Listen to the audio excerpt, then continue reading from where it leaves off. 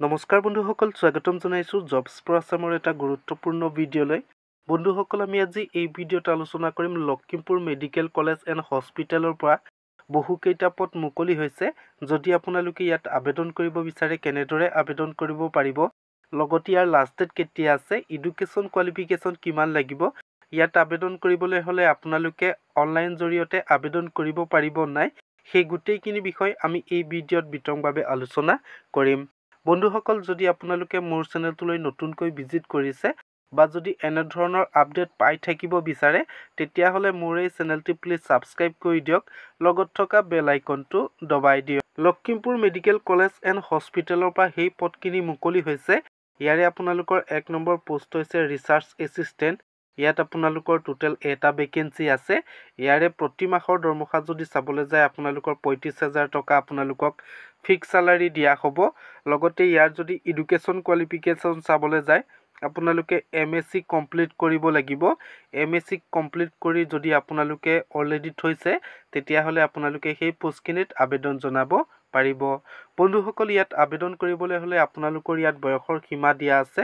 18 বছৰ বয়সৰ পৰা 35 বছৰ বয়সৰ মাজত যদি আপোনালোকৰ বয়স হৈছে তেতিয়াহ'লে আপোনালোকে সেই পোষ্টখিনিত আবেদন জনাব পাৰিব। বন্ধুসকল, ইয়াৰে 2 নম্বৰ পোষ্ট হৈছে লেবৰেটৰী টেকনিচিয়ান। ইয়াতো আপোনালোকৰ এটা ভেকেঞ্চি আছে।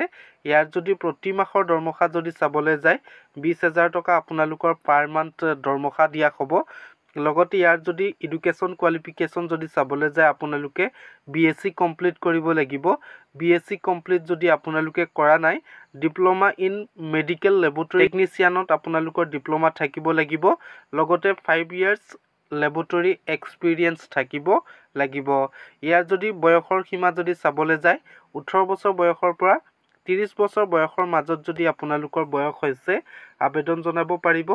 লগতে ইয়াৰে আপোনালোকৰ ডেট অফ ইণ্টাৰভিউ টাইম আপোনালোকৰ অলৰেডি মেনশ্যন কৰা আছে। ইয়াৰে আপোনালোকৰ 29 নৱেম্বৰ 2024 তাৰিখ ৰাতিপুৱা 9 বজাৰ পৰা আপোনালোকৰ ৱাল্ক ইণ্টাৰভিউ অনুষ্ঠিত কৰা। বন্ধুসকল, ইয়াৰ যদি টাৰ্মছ এণ্ড কণ্ডিশ্যন যদি চাবলৈ যায়, যদি আপোনালোকে সেই পোষ্টখিনিত নিযুক্তি দিয়ে তেতিয়াহ'লে আপোনালোকক ফেয়াৰলি টেম্পৰাৰী বেচিছত নিযুক্তি দিয়া হ'ব।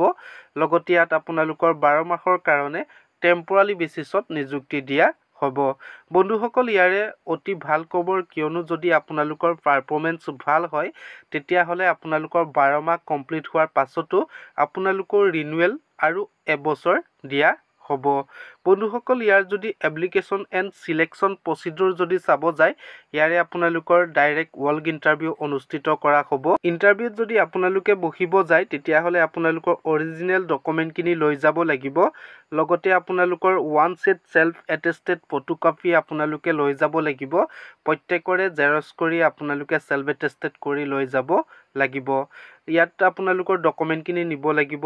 এজ প্ৰুফ, বাৰ্থ চাৰ্টিফিকেট বা আপোনালোকৰ মেট্ৰিকৰ এডমিটখন, লগতে কোৱালিফিকেশ্যনৰ চাৰ্টিফিকেট এণ্ড যদি আপোনালোকৰ এক্সপিৰিয়েঞ্চ থাকে এক্সপিৰিয়েঞ্চৰ চাৰ্টিফিকেটখিনি লৈ যাব লাগিব। ইয়াৰে বন্ধুসকল আপোনালোকৰ ৱাল্ক ইণ্টাৰভিউ অনুষ্ঠিত কৰা হ'ব 29 তাৰিখে। 29 তাৰিখে আপোনালোকৰ অনুষ্ঠিত কৰা ভেন্যু হৈছে office of the principal cum chief superintendent, first floor academic building, Lakhimpur medical college. বন্ধুসকল, যদি আপোনালোকে অফিচিয়েল নটিফিকেশ্যনখন যদি চাব বিচাৰে মোৰ ভিডিঅ' ডিছক্ৰিপশ্যনতে লিংক দিয়া আছে, তাত গৈ আপোনালোকে অফিচিয়েল নটিফিকেশ্যনখন চাব পাৰিব। চ' বন্ধুসকল, আজিৰ ভিডিঅ'টি ইমানখিনিয়ে। মই আপোনালোকক ইনফৰ্মেশ্যনখিনি দিলোঁ। যদি ভিডিঅ'টো চাই ভাল লাগিলে প্লিজ লাইক কৰি দিয়ক, শ্বেয়াৰ কৰি দিয়ক। লগতে বন্ধুসকল কমেণ্ট কৰি জনাব ইনফৰ্মেশ্যনটো পাই কেনেকুৱা পালে। ধন্যবাদ।